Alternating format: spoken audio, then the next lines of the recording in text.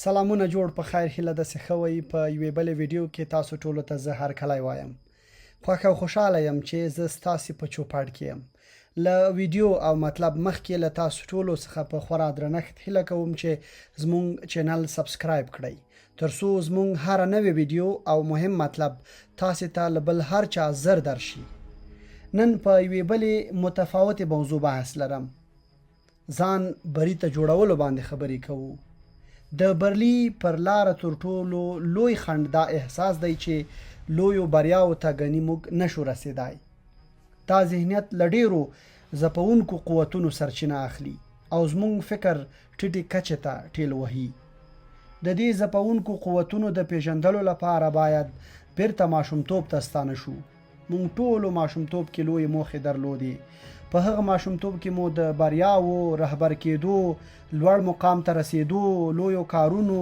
شتمنېدو مشهورېدو او بل اخره د غوره ښه او لوړ شخصیت کېدو خوبونه او پلانونه لرل خو په یو معصوم غفلت کې مو دې موخو ته د رسیدو لپاره خپل لار وهله خو بیا څه وشول مونږ چې ترڅو د دې فکر د عملي کولو عمر ته رسیدو د منفي اغیزو یو ټولګه را باندې راغله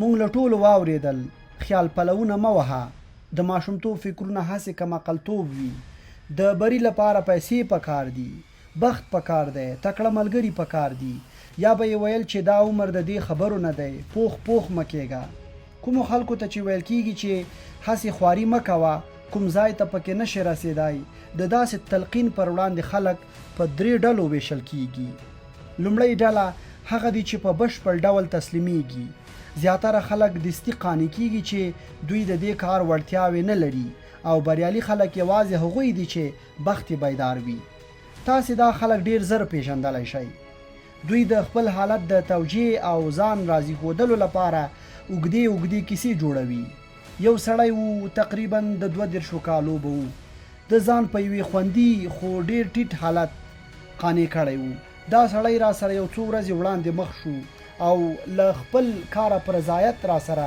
یو سات وغږېده کار یې په خوله ډیر ښه وو خو په زړه کې ښه پوهېده چې هسې ځان تیر باسي په زړه کې یې داسې یو کار غوښت چې دی سیالۍ ته اړ باسي او پرمختګ ورکړي خو ځپونکي اغیزې یې منلې وې چې د لویو کارونو وړتیا نه لري دا د هغو افراطي کار بدلونکو خلکو دویمه ډله ده چې فرصتونو پسې ګرځي اوږده موده په یو کونج کې کېناستل د هغو خلکو د بېځایه سرګردانیو لپاره بزرخ دی چې په دې تمه ناست وي چې یوه ورځ به ورته ناڅاپه زرین فرصت را پیدا شي دویمه ډله دا هغه خلک دي چې تقریبا تسلیم شوي وي دا ډله تر لومړۍ ډلې وړه ده دا هغه خلک دي چې د لویو فرصتونو په تمه یې عمر پوخ شوی وي دوی کار کوي پلانونه جوړوي خو یوه لسیزه یا ډیر وخت وروسته نهیلي کیږي او لوړو بستونو ته د رسیدو لپاره سیالي ورته ګرانه ښکاري دا ډله بیا داسې ګڼي چې راتلونکي بریاوې په هیڅ ډول هلو ځلو نه ارزي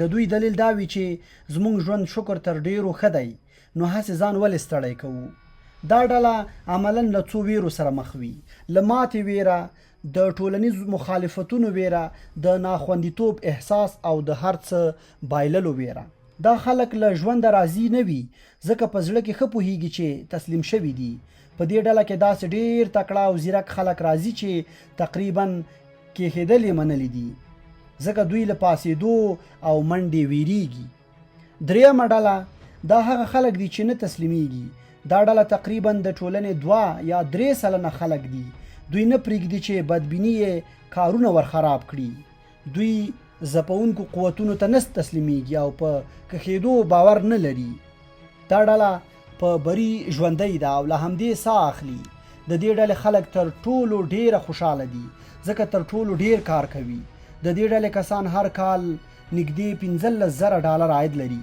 دا خلک په خپلو کاري ساحو ښه پلورونکي لوړپوړي مدیران او د لومړۍ درجې رهبران دي دې خلکو ته ژوند خوندور دی ارزښت ورته لري او د یو فرصت په سترګه ورته ګوري دا خلک هر نوې ورځ او له نوې خلکو سره مخ کېدو ته سترګې په لاره وي که رښتیا ووایو موږ ټول غواړو چې د همدې درېیمې برخې غړي شو، هر کال نوي پرمختګونه وکړو، کار وکړو او پایلې ترلاسه کړو.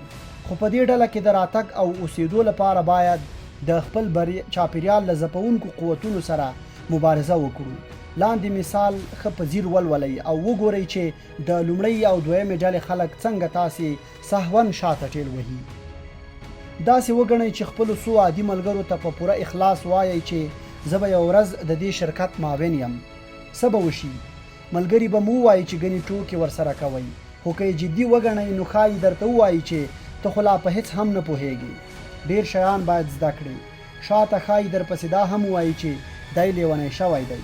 اوس که تاسې همدا خبره په پوره اخلاص د خپل شرکت عمومي رئیس ته وکړئ نو څه به درته ووایي؟ یوه خبره خو معلومه ده چې در پورې خاندي نه، درو به ګوري او ځان سره به ووایي دا سړی رښتیا داسې ګڼي. بیا هم درته وایي چې در پورې خاندي نه، ځکه لوی خلک لویو فکرونو پورې نه خاندي. یا داسې وګڼئ څو عادي کسانو ته ووایئ چې زه د $50,000 کور پیرم، هغوی به هم ووایي چې دا کار خو نه کیږي، در پورې وبه خاندي. خو که خپل پلان داسې کس ته ووایئ چې د $50,000 کور کې اوسیږي نو هغه نه حیرانیږي، هغه پوهیږي چې دا کار کیږي ځکه خپله یې کړی دی. دا یاد ساتئ، څوک چې درته وایي دا کار نه کیږي دوی خپل ناکام دي، دوی د ګټورتیا له پلوه عادي یا په ټیټه کچه کې دي. د دې خلکو نظریات زهر دي. کوم خلک چې تاسې په خپلې کمزورۍ قانع کوي د ځان دفاع ترې وکړئ. د دې خلکو نصیحتونه یوازې په دې خاطر یاد ساتئ چې تاسې یې ناسم ثابت کړئ. دې ته ډیر زیات پام کوئ. مه پرېږدئ چې منفګرا یا منفي خلک ستاسې د بری پلان در خراب کړي. منفي خلک په هر ځای کې شته او داسې ښکاري چې دوی د نورو خلکو د بریالیتوب د پلانونو ناکامولو ته خوشحالیږي. د پوهنتون په دوره کې څو سمستره وو سره ملګری شوم.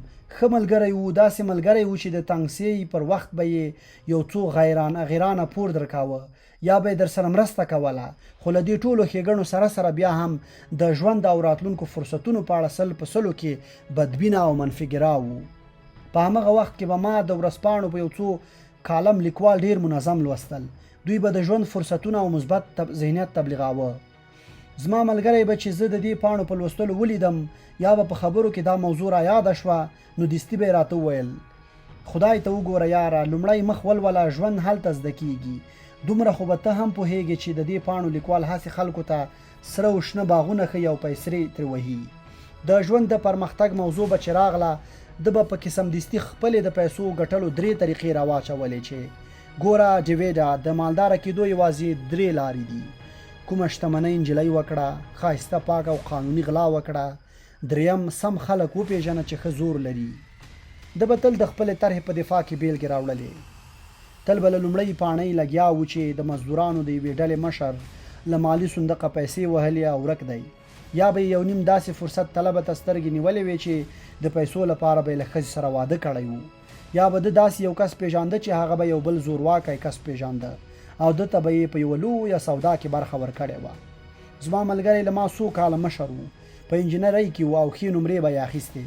ما به ورته تل د خپل مشر ورور په سترګه کتل او خپله الګو به مې باله، خو په ځان پوهېدم چې د بري لپاره د خپلو اصولو پرېښودو او د منفي خلکو فلسفې منلو ته نږدې شوی یم. له ښه مرغه یو ماسپښین مې خپل ملګری سره اوږد بحث وکړ او په ځان پوه شوم چې زه ناکام غږ ته غوږ وم. داسې راته ښکارېده چې زما ملګری دومره ما خپله فکر ته نه هڅوي لکه څومره چې خپله ځان خاني کوي. له دې وروسته راته زما ملګري یو منفي بیلګه شو.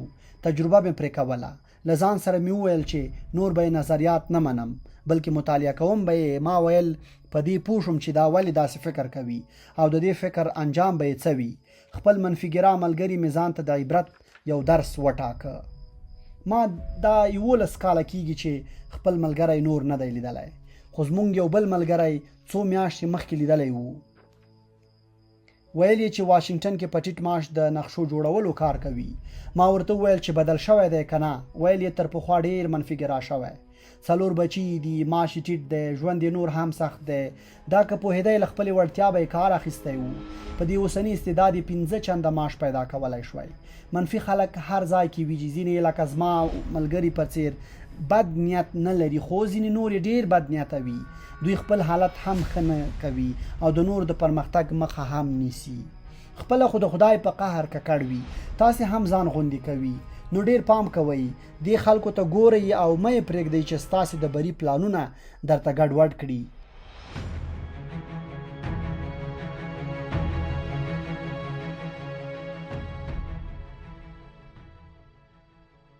یو ځوان راته څه وخت مخکې د خپل کار بدلولو کیسه کوله.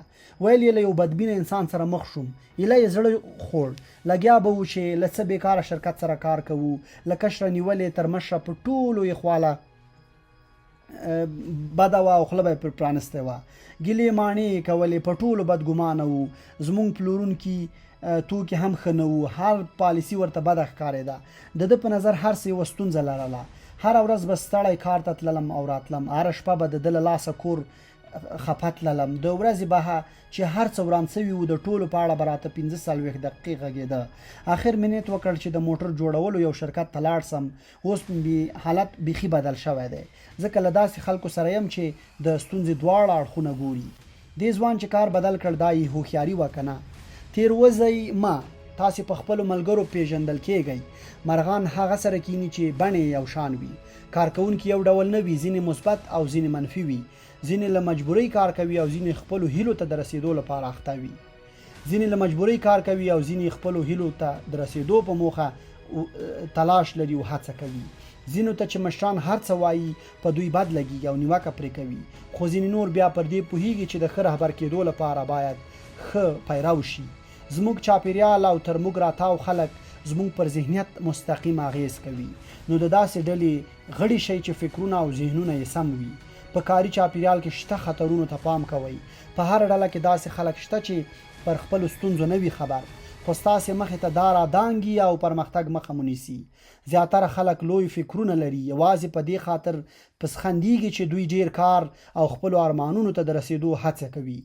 په دې برخه کې نه یوازې پسخند شوي بلکې ګواښل شوي هم دي. راځئ چې له دې ستونزې سره مخ شو. زیاتره خلک به هسې در سره رخه لري، ستاسې پرمختګ به نشي زغملی. په دې خاطر به مو له کاره زړه توروي. زیاتره وخت چې یو کارکوونکی ډیر کار کوي نور ورته غوسه کیږي. په عسکرۍ کې هم چې کوم سرتیری حربي پوهنتون ته نه ځي نور ملګري پرې ملنډې وهي. په کاروبار او سوداګرۍ کې هم له داسې ډیرو خلکو سره مخ کیږو چې خپله یو مقام ته نشي رسیدی خو د نورو خلکو مخه ډب کوي. په ښوونځیو او پوهنتونونو کې هم ځینې ټمبل شاګردان د هغو تکړه شاګردانو مخه نیسي چې درس وایي او له تحصیلي فرصتونو د ګټې اخیستلو هڅه کوي.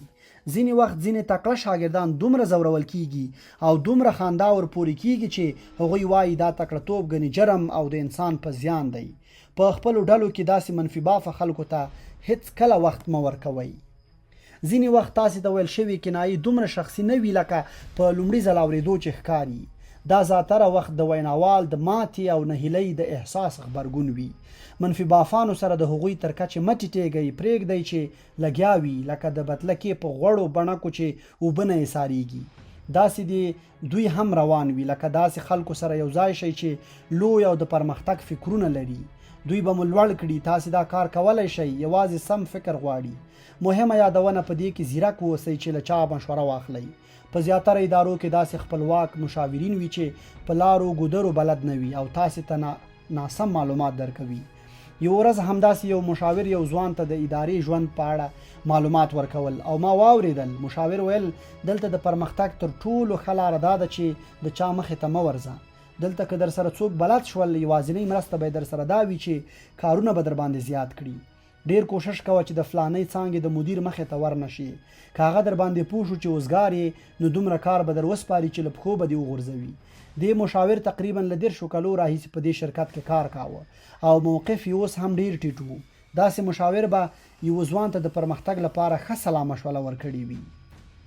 تر بیا ښه وخت.